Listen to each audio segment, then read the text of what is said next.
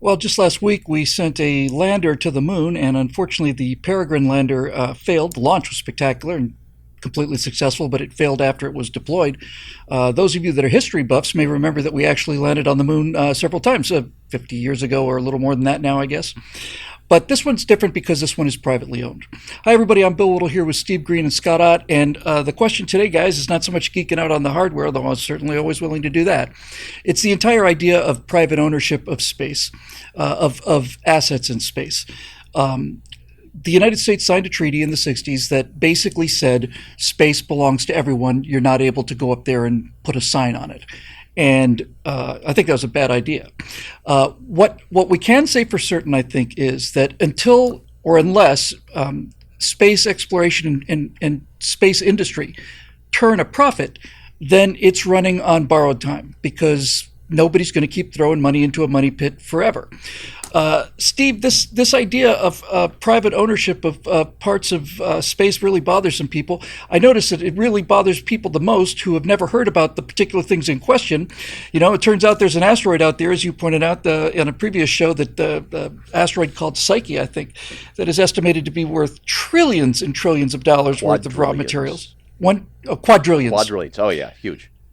Okay, so you're talking about something that's basically got the ability to pay off the national debt as pocket change just for the fun of it. You just toss the 33 trillion off to the coins there and keep the real money.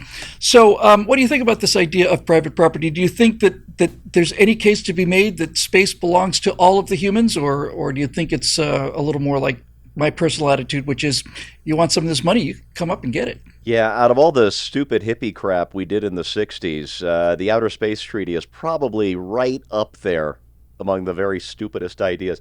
And I think that's what it was called, is the Outer Space Treaty, saying, oh, it's all just public property, it's all commons, hooey for us. We feel very good about ourselves for being such committed little socialists or whatever.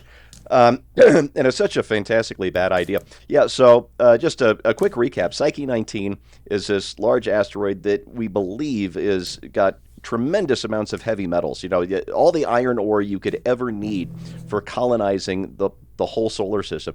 And its real value is the fact that it's not sitting, all those metals are not sitting at the bottom of a deep gravity well. Yep. I mean, metal's heavy. Yeah, and getting stuff into space is expensive. I mean, SpaceX has brought it down quite a lot, I think by like 40 or 50%, but it's still about the priciest thing you can possibly do just to get a single gram into orbit. So we got all that metal sitting there. But let's look at another frontier. Kennedy liked to call space the new frontier, and I think he was absolutely right, and we got a great Donald Fagen song out of that too. Yeah, we did. But the point of this is the interior of the country didn't really get filled in with people until the Homestead Act. And what the Homestead Act said was, Right. if you go and improve 40 acres of property, it's yours.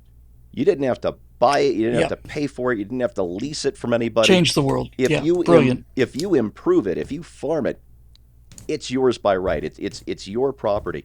And man, we brought people in from all over the place wanting their plot of America, and that's what filled in the vast middle of the country. I'm not sure I'd have a home here in Colorado if it weren't for that. You know, everybody would either be in California or New York or Virginia still.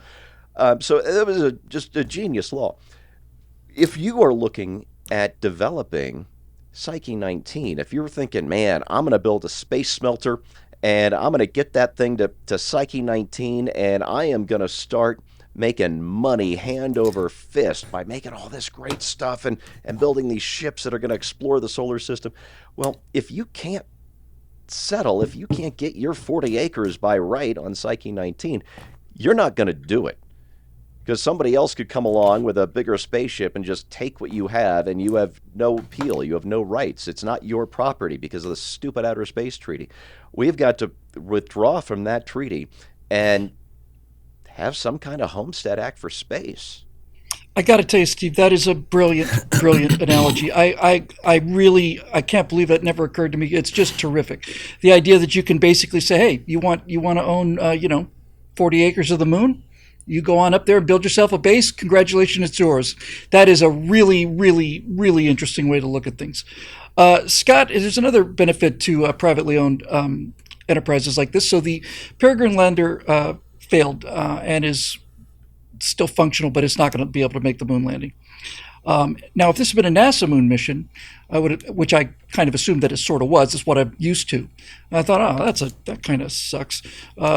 Peregrine lander failed. The probably next opportunity is going to be 3 or 4 years from now. Turns out the next opportunity is next month, and there's a third one coming the month after that. This is what the power of competition does.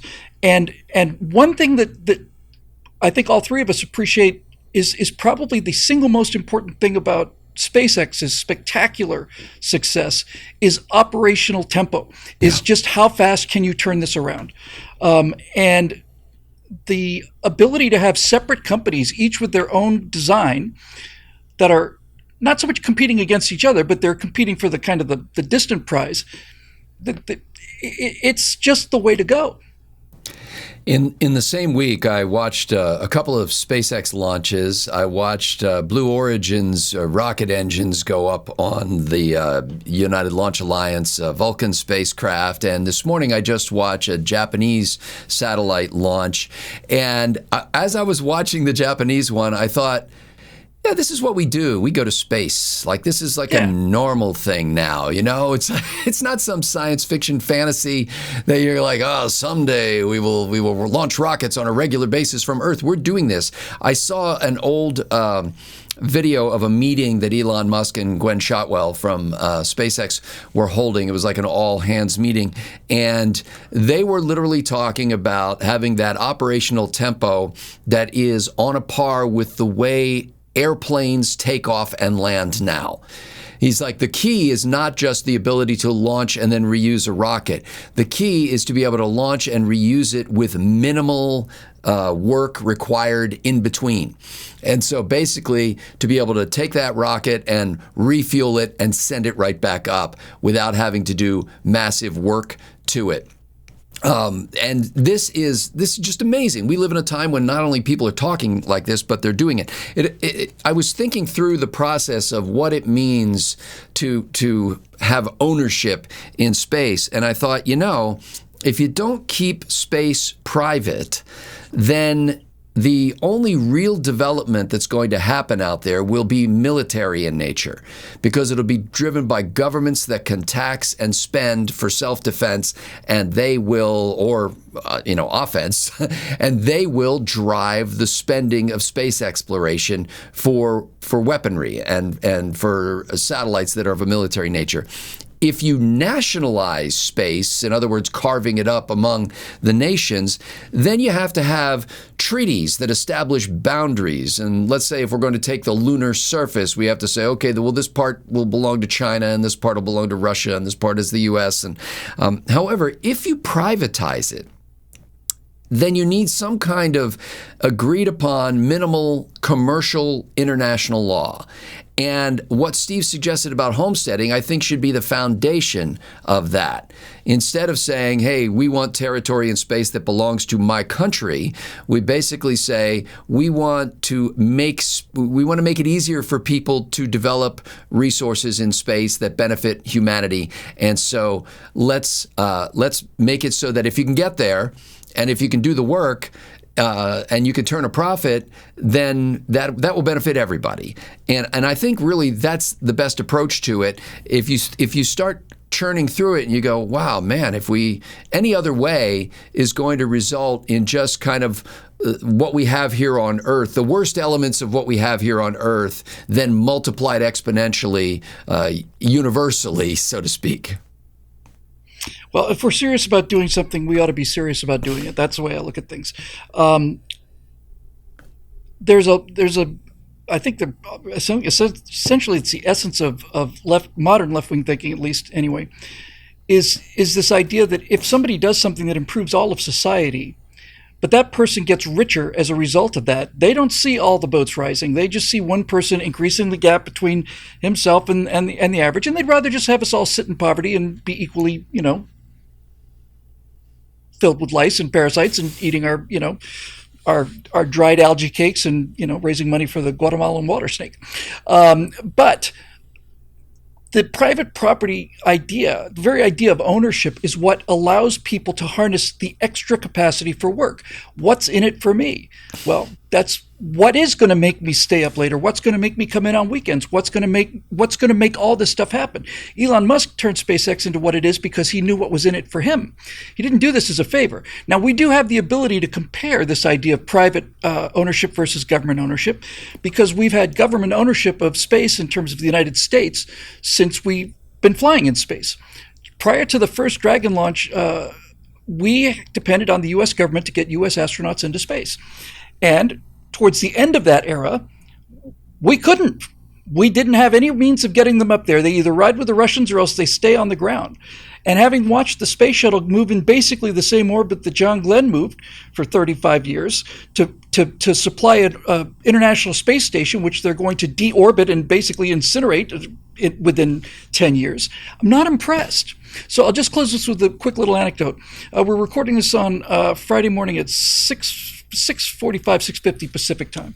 I've been up all night because Natasha has never seen a space launch, and I heard that there was a night launch at Vandenberg Air Force Base. So earlier this evening, we got in the car, we drove 2.5 hours out to Lompoc, found a great place, set up everything, and found out that the launch was scrubbed and that it was pushed back 24 hours. So we had a great time. Do I want to go back tonight? I don't. I don't want to make that drive twice. So I said to myself, all right, well, there's got to be at least another couple of launches at Vandenberg at nighttime, in 2024. I'll just look for the next schedule. So I went to the launch schedule for SpaceX at Vandenberg. They are going to be doing 7 launches at Vandenberg in March. So, if for no other reason than your convenient viewing pleasure, there's a lot to be said for the profit motive and the incentive. And this is the only way that it's going to actually stick. And I'm tired of going into space and then coming back to the ground and sitting there and talking about what our grandparents did and just pining away for a chance to, show us what we're capable of. That'll do it for this edition of Right Angle. It's made possible by the members here at BillWhittle.com, to whom we are eternally grateful. Our gratitude to them will last longer than the footprints on the moon, and I don't mean that in a maudlin way whatsoever. For Steve Green and Scott Ott, I'm Bill Whittle. Thanks for joining us, and we'll see you next time here on Right Angle.